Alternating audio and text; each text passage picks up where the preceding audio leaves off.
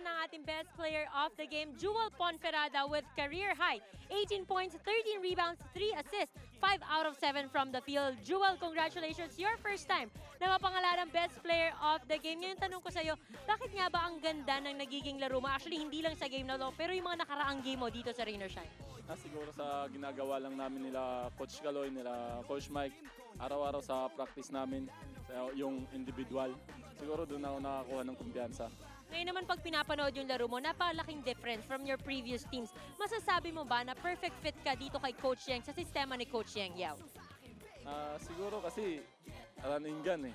Takbo lang ng takbo, tsaka hanggang depensa lang ako eh. Depensa, bonus na sa akin yung score eh.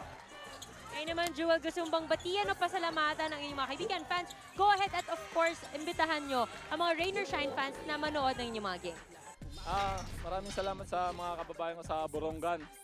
Maraming salamat sa suporta nyo, tsaka sa mga kaibigan ko dyan. Hello sa inyo lahat.